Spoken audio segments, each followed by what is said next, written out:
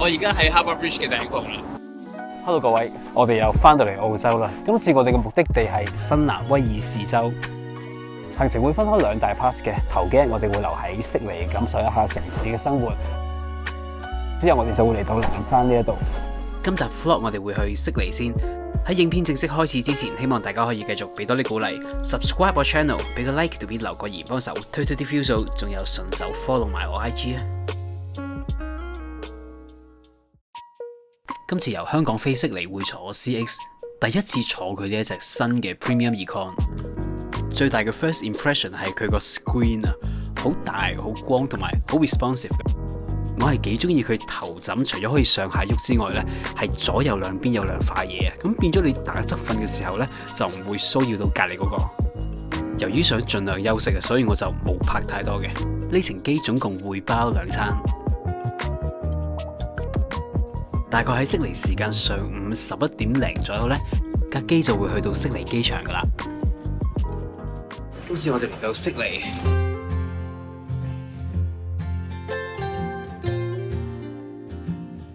喺悉尼機場呢一度要搭 Uber 出市區咧，上車嗰個位嘅指示係非常清楚嘅。係如果你 call Uber X 嘅話咧，就係去松 A 啦。咁如果你 call 大啲嘅車 XL 或者 Max 嗰啲咧，就係去松 D 嘅。咁的士就係另一個位，清楚。由悉尼機場去到市中心，當然係有唔同嘅交通方法嘅。我哋就揀咗 call Uber。由於兩個人有2個大行李同埋2個大背囊，所以 call Uber XL 會方便少少。Call XL 嘅話，我2次價錢大概會喺60幾70澳元左右。由悉尼機場去到市中心嘅車程唔算係好耐嘅，大概半個鐘左右就會到噶啦。Hello 各位，同大家一齊 room tour 下呢2晚喺悉尼住嘅酒店啊，叫做 Pier 1 Sydney Harbour。佢都幾得意嘅，佢就 exactly 喺 Sydney Harbour Bridge 下邊嘅啫。右邊嗰個建築物就係酒店啦。而好 iconic 嘅 Sydney Harbour Bridge 就係每年1月1號新年呢，喺悉尼港呢一度都會放新年煙花嗰條橋。喺佢下面有幾個已經有過百年歷史嘅舊碼頭，當中1號碼頭建築物嘅某啲部分呢，就改建咗做而家呢一間 Pier 1酒店。我哋就係住喺呢間酒店，會見到 CBD 就係喺酒店嘅後面啊。咁行過去大概係15分鐘左右。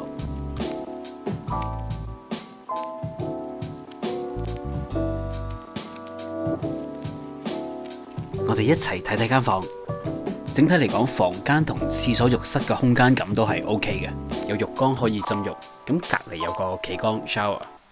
喺澳洲外國地方嚟講，佢係開心嘅，因為佢有一個完整嘅玻璃門可以幫手擋水，有手提嘅花灑，亦都有 rain shower， 令人開心啲嘅單神風筒。跟住我哋睇睇間房。雖然個建築物本身係舊嘅碼頭啦，但係間房嘅裝修呢係新嘅。空間感個面積都係 OK 嘅，2個人開晒2個大篋都係冇問題嘅。有2張單人床，隔離就係水吧，有 capsule 咖啡機、雪櫃、茶包、杯碟、水嗰啲都喺度噶啦。有張台仔，有凳可以喺度食嘢或者做嘢。電視機、sofa， 你會見到成間房嗰個裝修都係 modern 嘅，但係同時都會見到一啲舊嘅嘢喺度嘅，就係上面嗰2 set 橫梁啊。如果嚟緊你會 book 呢一間酒店，同時你又好信風水嘅話呢，你要睇清楚自己 book 嗰個房型有冇呢2條橫梁喺度啦。我喺度瞓咗2晚係 OK 嘅，間酒店整體嚟講係好舒服嘅。景觀方面，我呢一間房叫做 partial 嘅海景啊，所以會見到有個建築物嗰個結構喺度啊。咁唔係隻房都係咁嘅，有啲房係冇啲舊嘢遮住嘅，個景觀會好啲。酒店出面個環境就係咁噶啦。有悉尼港 Harbour Bridge， 仲會望到少少悉尼歌劇院嘅。而家坐緊 Uber 去 Sydney Opera House， 因為我哋個酒店就喺佢隔離嘅啫。其實行過去大概20分鐘左右。咁由於啱啱落地嘅有啲攰，所以就搭 Uber。對於悉尼最大嘅印象就係 Sydney Opera House 啦，因為細個有打 Sim City 噶嘛。Sim City 對於澳洲個地標就喺呢度。我哋到啦。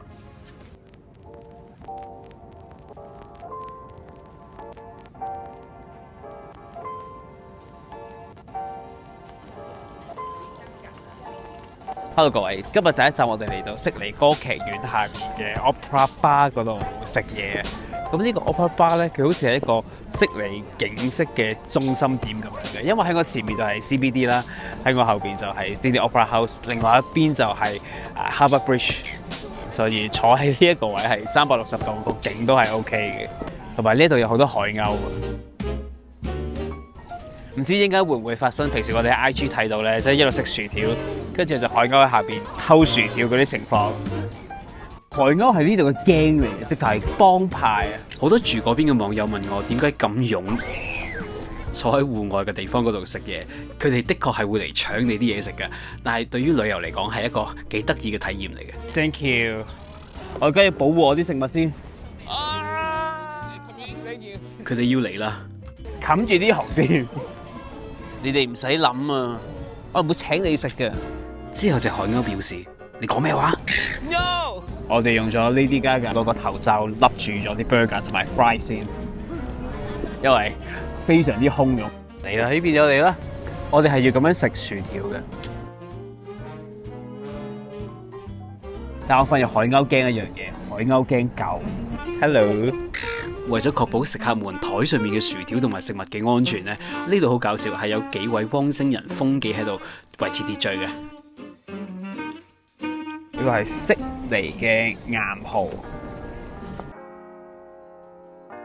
嗰啲支係 Tabasco 嗰啲 friend 嚟嘅，都 OK 嘅喎，細細隻咁樣。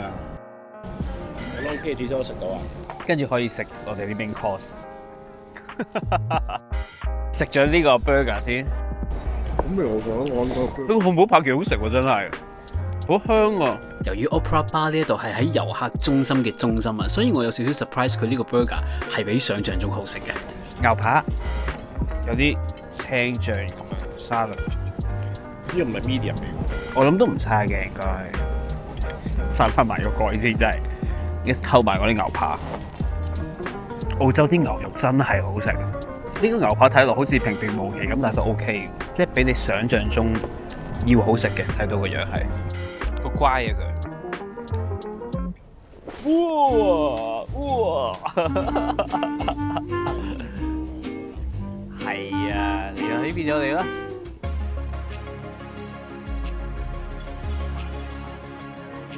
我哋而家做一個 SOH tour。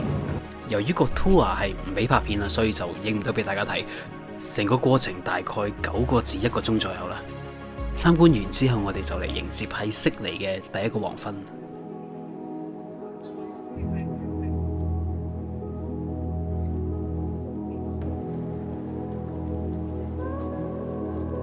其實個天空真係咁嘅。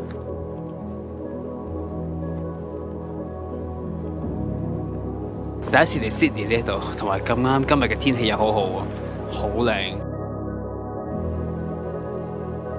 頭先去咗個 Opera House 嘅 tour， 咁而家就離開啦。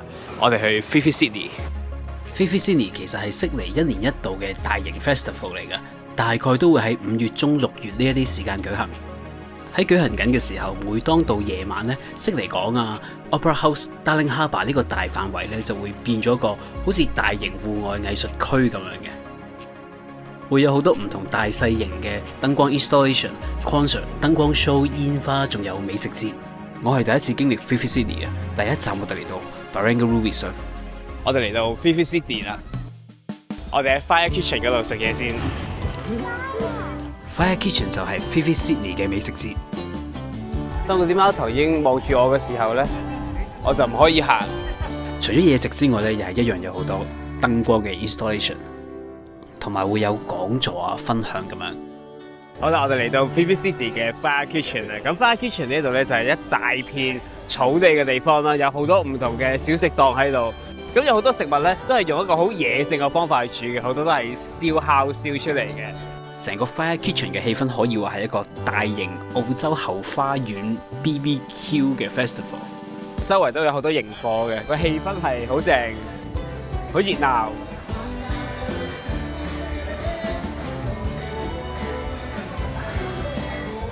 第一樣我哋嗌咗嘅係一個叫做 Fire Pop 嘅嘢，睇嚟係好人氣。咁有羊同埋有和牛。呢一個我唔係好肯定係和牛定係羊。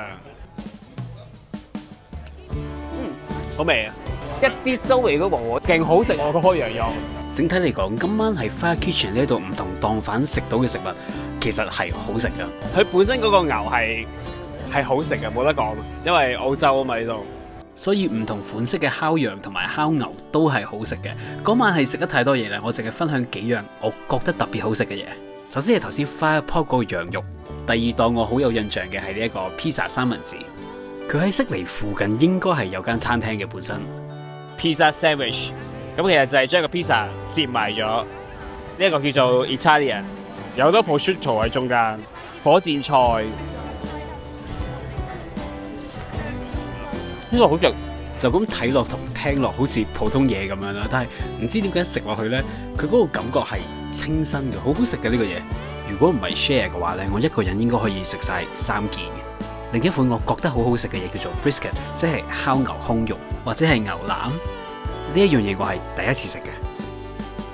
個薯條好好食啊！炸薯條上面再加已經係拆碎咗同埋烤到好香嘅牛胸肉，佢嗰個調味其實有少少似豬肋骨，平時 BBQ 豬肋骨嗰個味嘅。跟住再加啲 cheese 啊咁樣，超級邪惡，但係好好食呢個。I mean, we've still got our room for dessert. We'll be sharing, right? 跟住我哋睇下啲甜品。呢檔邦布利當日係超人氣，好多人排隊嘅。咁佢哋會現場即刻燒嗰個脆嘅焦糖麵。哇！要停手啦，唔可以咁樣食落去，好飽。Oh my god！ 最後一嚿。所以食完飯之後就慢慢散步，由 Fire Kitchen 呢邊行翻去 Pier 1酒店。沿路係再經過咗2個再大型啲嘅燈光裝置，呢2個係勁嘅。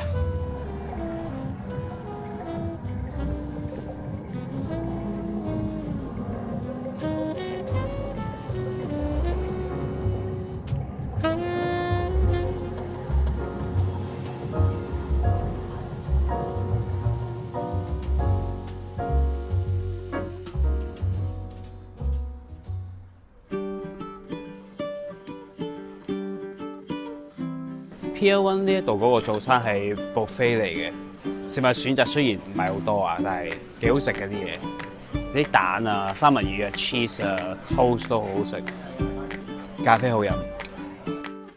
食完早餐，今日第一個行程我哋會去行 Sydney Harbour Bridge， 同埋我覺得悉尼市中心呢啲建築物咧，全部都好靚。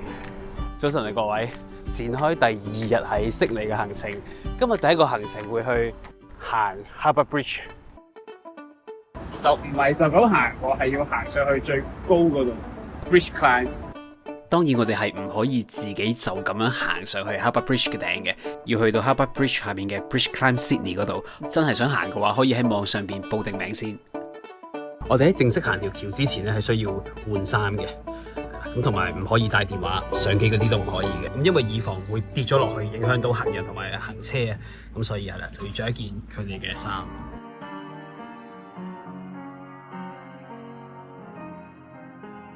Hello 大家，我爬完 Harbour Bridge 啦，都幾好玩嘅，成個過程都要3個鐘頭嘅。其實要行嘅路唔係真係好多嘅，成個過程其實係 chill 嘅。我哋會一路行，咁跟住教練又會幫我哋影下相，睇下周圍嘅風景，同埋會講下周圍嘅歷史故事咁樣。當你上到去之後咧，係冇你想象中咁驚嘅，因為做足晒安全措施嘅，同埋佢俾你行嗰條路係比你想象中闊好多嘅。咁都要睇下你有幾畏高嘅，我係 OK 噶，我信條橋係安全嘅。就咁聽要爬上 Harbour Bridge 呢個活動，聽起嚟好似好遊客咁樣啦，但係其實原來唔係嘅。今日我玩嗰班有10個人啦，有超過一半都係澳洲人嚟嘅。團友係冇行到 Harbour Bridge 嘅，因為佢超級畏高。行到上 Harbour Bridge 最高嗰個位，大概係134米，62層樓高左右啦。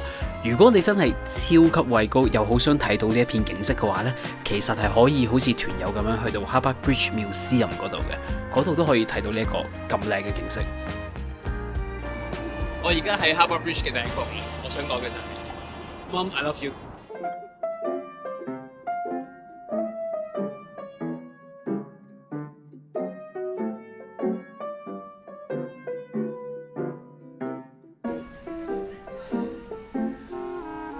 Thank you so much。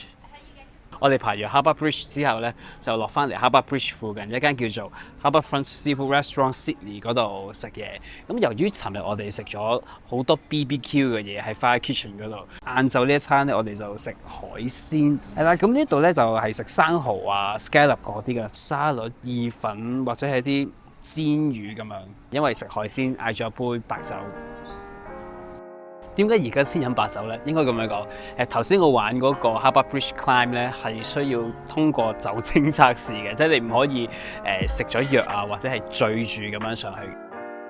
第一味餸我哋食生蠔，呢個生蠔咧係大隻過同埋肥美過尋日食嗰個嘅，好似48蚊一半打，好新鮮。我覺得個生蠔係可以乜都唔使加，就咁已經得，再加啖白酒 ，perfect。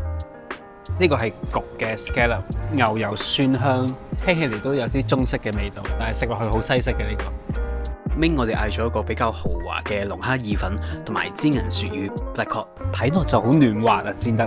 佢個醬汁係牛油豉油 sauce， 大家隔住個熒幕應該都會睇到啊，佢煎得幾好㗎，冇過熟，仲係好嫩滑嘅。佢個銀鱈魚係整得幾好食嘅。哇！我哋拆咗個龍蝦肉出嚟先。呢份龍蝦意粉係侍應推薦嘅。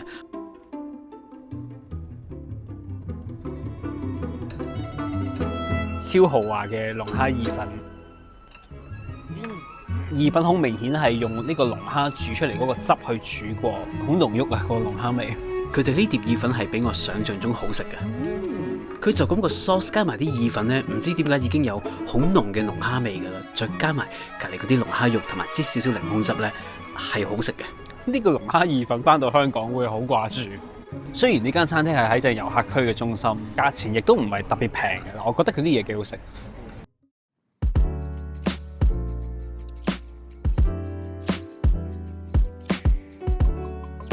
下一站我哋嚟到 Bondi Beach。雖然今日嘅天氣其實係涼涼地嘅，大家都見我着住褸，唔適合落水嘅，但係都嚟呢度望下 chill 下。因為係第一次嚟到悉尼啊，所以點都要去 Bondi Beach 嗰度睇一睇。我覺得佢其中一個正嘅位咧，就係佢距離市中心好近啊。無論係搭巴士定係 call 車，都係大概半個鐘頭到就會到啦。如果唔塞車嘅話，同埋當然呢一度個 vibe 同市中心係好唔同嘅。大家嚟到呢一度都即刻變得懶洋洋咁樣。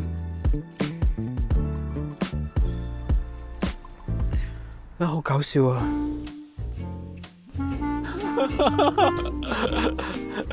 咩料啊？真係衰格嘅啲海鷗。我哋應該就係要行去嗰個位，見唔見到嗰度咧？有個泳池喺個海邊呢度。唔知點解喺 Sydney 呢一度嘅呢一兩日咧，啲時間覺得好唔夠用啊！其實好老實講，我冇乜做過啲乜嘢嘅。我今朝好早就起身，食咗個早餐之後就去咗爬 Harbour Bridge。爬完 Harbour Bridge 之後，又係食咗個 lunch， 之後就嚟呢一度啦。但係而家我係坐喺度坐一陣嘅時間都冇嘅，我都係要影完幾張相，就行去唔同嘅地點嗰度打個卡，之後就要翻出市區啦。我覺得嚟Bondi呢一度，如果你中意 hea 嘅話咧，其實食完早餐就好嚟呢一度，食完個 lunch hea 多陣。跟住可以翻去市區，或者住喺度。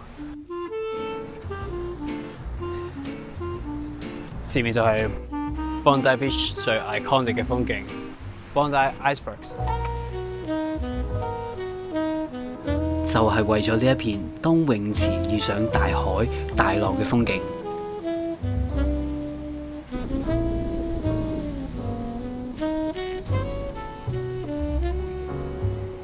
嚟啦！我個浪，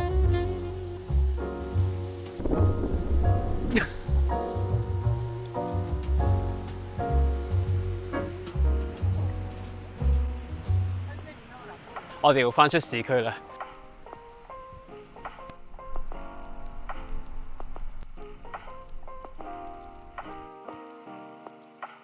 Hello 各位，夜晚我哋嚟到 Darling Harbour， 會坐我身後邊呢一啲遊覽船，一路食晚餐，一路睇悉尼嘅夜景。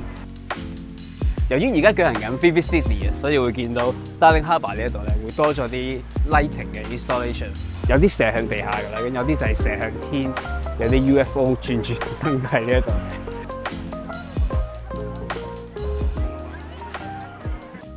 Hello 各位，我哋上咗船啦。由於而家係舉行緊 Visit Sydney 咁所以呢一餐飯咧係好忙嘅。我哋食嘢之餘咧，係可以周圍走去影相嘅。會有一個 four course dinner， 頭盤有三文魚 ceviche， 跟住有一個煎過嘅 scallop， 跟住有啲沙律啊、guacamole 嘅嘢。Second course 係一隻蝦嚟嘅，主菜有魚或者雞，咁我呢個係魚嚟嘅，超大嚿，好似今晚晏晝食嗰塊咁大塊。之後仲會有個甜品嘅。呢一程船個重點除咗係佢個晚餐之外呢，係出邊悉尼港嘅景色啊！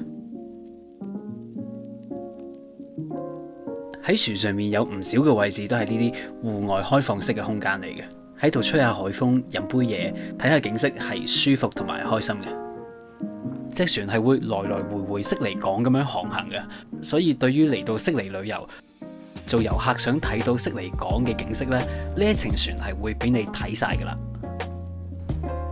嗰晚我哋係有度過個日子先至揀呢一日上船食飯同埋睇風景嘅，因為嗰晚可以喺度睇埋 Visit Sydney 嘅煙花。嗰晚唔止睇咗一次煙花嘅，最後係睇咗2次嘅。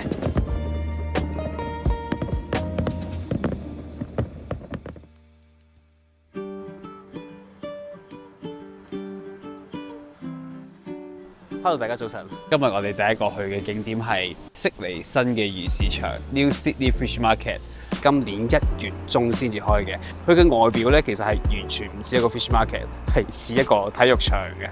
我哋一齊入去睇睇。New Sydney Fish Market 有 surprise 到我啊，因為佢好大，冷氣好涼，完全冇任何腥味，好靚嘅，唔似我哋心目中嘅 fish market。平時遊客嚟到食嘢嘅地方咧，就係有好多唔同嘅餐廳啦，有賣海鮮嘅地方啦，唔一定係西式煮法或者日式煮法嘅，有啲你可以整龍蝦伊麵都有嘅，我見到。New Sydney Fish Market 係幾好行嘅，除咗有得買海鮮、有餐廳、有超級市場之外，佢都有咖啡、手信店嗰啲都有嘅。呢間啲嘢係幾靚嘅。至於海鮮方面都有幾款嘅，首先有游水嘅活海鮮，佢好大隻啊，都係新鮮捉翻嚟，但係已經係凍咗嘅海鮮，種類係超多嘅。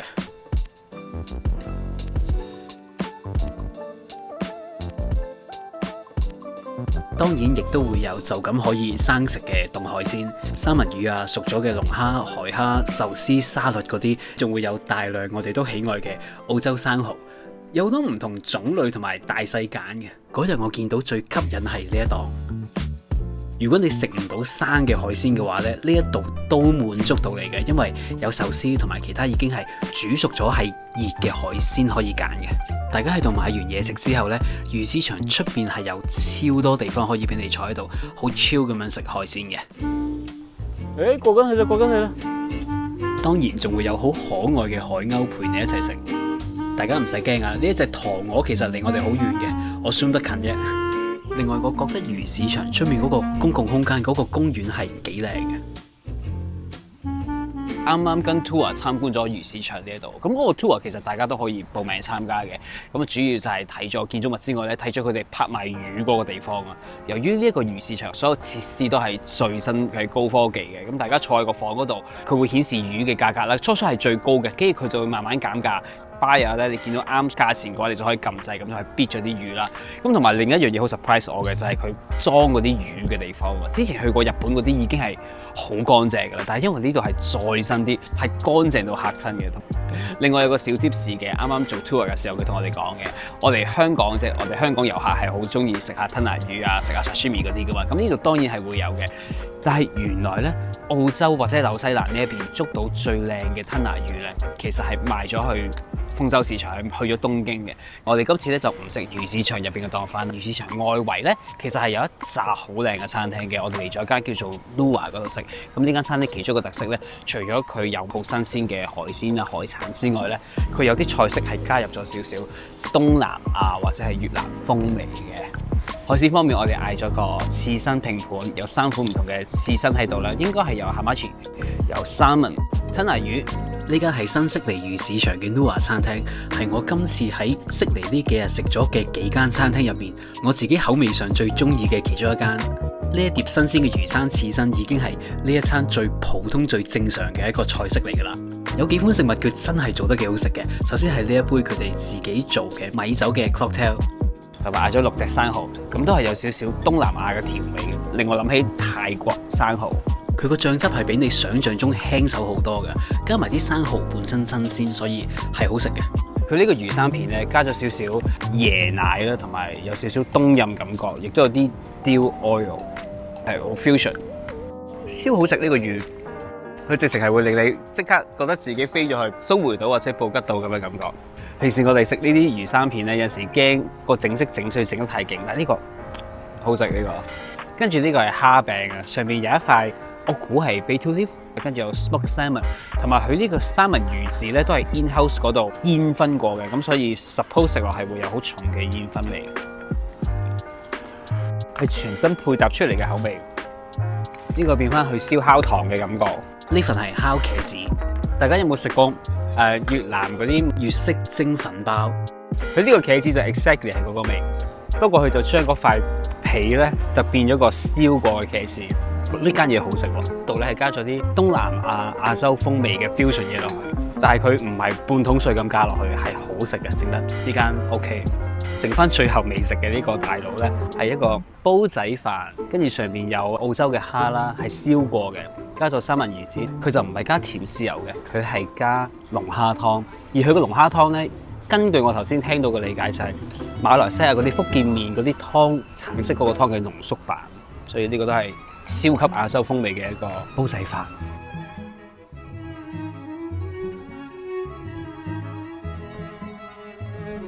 好好食啊！呢個滿滿嘅亞洲風味，同埋唔知點解咧，佢個蝦食起嚟咧都係港式味嘅，有少少平時我哋食係開邊蝦、蒸蝦、蒜蓉蝦嗰隻感覺喎，好好食啊！呢個飯 ST 啊，呢個真係勁。我覺得大家如果嚟悉尼呢度玩咧，呢個魚市場係一個必嚟嘅地方嚟嘅，因為真係做得非常好。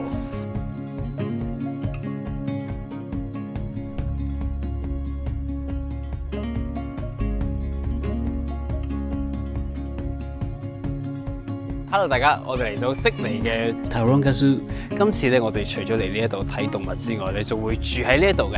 咁呢度有間酒店叫做 Wildlife Retreat at Taronga。由於我住喺 Retreat 嗰度，所以我個入場券係咁樣嘅。佢同時係我嘅房卡，我估應該係行唔晒嘅啦，所以揀想睇嗰啲嚟睇就 OK。Hi Emu， 佢隻腳好勁。由於地方太大啦，所以我淨係揀咗澳洲嘅動物去睇睇。Emu、袋鼠、樹熊。啊，佢又幾好嘢喎！哎呦，你好細隻啊！我第一次見到佢啊，佢叫做 Quokka， 係世上個樣最開心嘅動物。哎呦 ，Hello！ Wombat 竟然係咁黑掹掹嘅地方，仲有都係好得意嘅 Wombat。我係嚟到先知，原來 Wombat 係有3種嘅。呢一個個嘴長啲嘅，同我之前喺塔斯馬尼亞見到嘅有少少唔同。佢哋係澳洲鼴鼠，都係好過癮嘅。行路嗰時咧，跺下跺下咁樣嘅。原來澳洲鼴鼠可以有50歲命。喺畫面度咧，其實佢哋係一家人嚟嘅，媽媽已經39歲，個女已經18定20歲。由於我係好幸運咁樣受到邀請嚟到呢一度採訪啊，所以佢哋帶咗我去佢哋做 research 保育嘅地方嗰度參觀。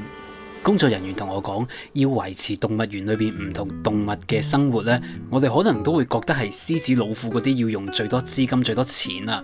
但係原來唔係嘅，喺呢度樹熊先至係要用最多資源去服侍嗰一個。因為大家都知道樹熊係食尤加利樹嗰啲葉噶嘛，而尤加利樹其實喺澳洲係有超過100種嘅，而每一隻樹熊都會有自己 prefer 中意食嘅品種，所以係啦，佢係難服侍啲嘅。Pygmy marmosets. Where are they from? So they're from South America. Oh, they're from South America. Yeah. Pygmy marmoset. marmoset. Pygmy means 佢嘅中文名廣東話應該係讀偉蛹。 hello. Is it the smallest monkey, right?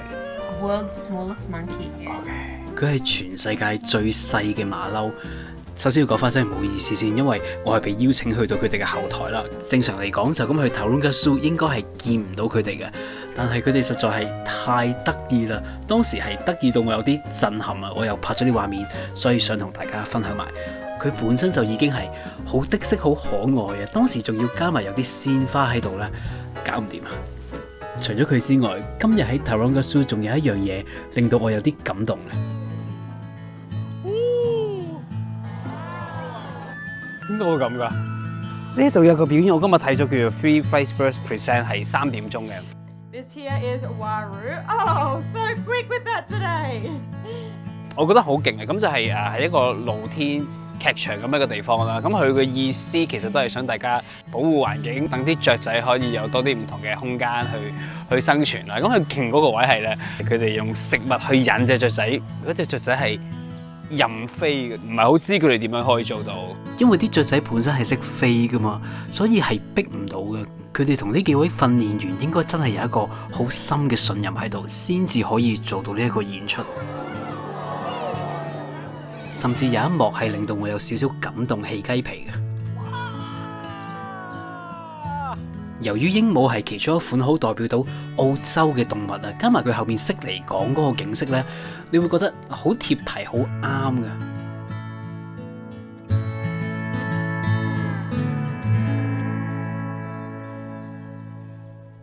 Hello 各位，同大家 room tour 下今次澳洲新南威爾士州最後一晚住嘅酒店，就係喺悉尼 Taronga Zoo 隔離嘅 Wildlife Retreat。佢個 view 係好靚、好靚、好靚嘅。喺酒店呢一度係可以睇到悉尼港嘅景色嘅。我哋睇一睇間房，喺澳洲嚟講呢一個 basic 嘅房型呢係唔算大嘅，氣氛係 cozy 同埋係好舒服嘅。呢一間酒店應該係2019年先至開幕嘅，所以佢裏面所有設施都係好新淨同埋係 modern 嘅。我哋睇埋個廁所浴室。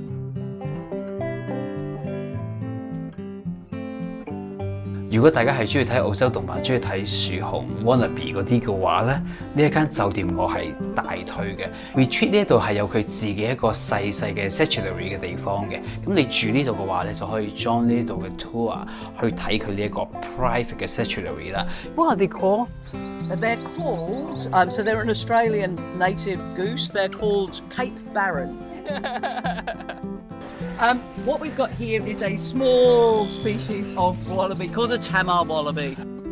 嗰啲 Wannabe 就喺你腳邊咁樣行過，好得意好得意嘅。有啲澳洲鼴鼠啊，同埋樹熊咧，你就可以好舒服、好 private 咁樣去，好近咁樣去睇到佢哋啊，非常之適合。如果你唔係行到好多路，但係你又好想好近距離咁樣睇到呢一啲澳洲動物嘅話咧，呢一度係非常之適合。因為 Taronga Zoo 嘅佔地係非常非常大啊！如果你想睇唔同嘅動物嘅話咧，你係需要行比較多路嘅。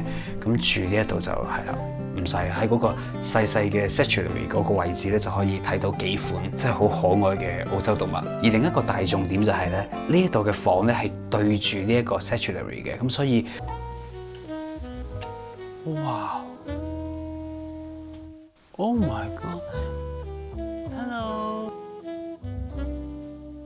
我係成個下巴跌咗落地下，我冇諗過一打開窗咧，佢就喺我前面。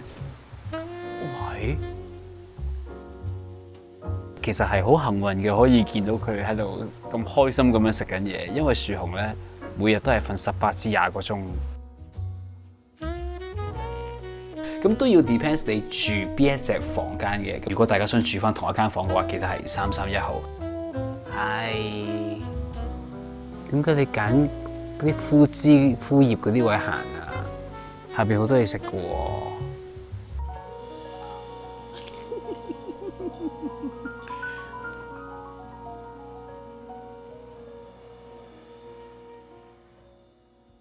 Hello 各位，嚟到我哋今次澳洲之旅嘅最後一個晚餐啦，我哋會留喺酒店嘅餐廳嗰度食。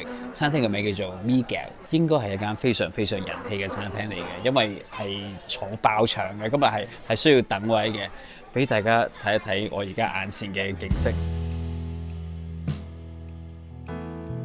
個 Harbour View 好靚啊，可以見到 CBD， 可以見到 Harbour Bridge， 最後嘅澳洲生蠔啦。呢個仲之前喺 Tasmania 係食過嘅，一個類似燒肉嘅嘢，澳洲式燒肉。主菜方面嗰晚就嗌咗個牛扒，大家都睇到佢係好腍嘅做得，仲有一個素嘅南瓜 risotto，由於嗰晚係最後一晚係悉尼啊，所以就冇拍太多啦，好腍啊呢個牛肉。俾自己唞一唞，休息下。伴隨住最後一個喺悉尼嘅晚餐，今年嘅 Vivid Sydney 都嚟到最後一晚啦。喺夜晚黑11點嘅時候呢，會有一個簡單而隆重嘅熄燈儀式。今次嘅悉尼 Travel Vlog 就嚟到呢一度啦。下一集澳洲 Vlog 我哋會去到喺悉尼隔離嘅 Blue Mountains 藍山。本來我以為去藍山都係睇下風景、行下山、親近下大自然咁啦，誰不知原來藍山係收埋咗好多好出色嘅餐廳嘅。原來澳洲啲嘢咁好食。我哋下集見啦！離開之前，希望大家可以繼續俾多啲鼓勵 ，subscribe 我 channel， 俾個 like 條片留個言，幫手推啲 view 數，仲有順手 follow 埋我 IG 啊！我哋下次見。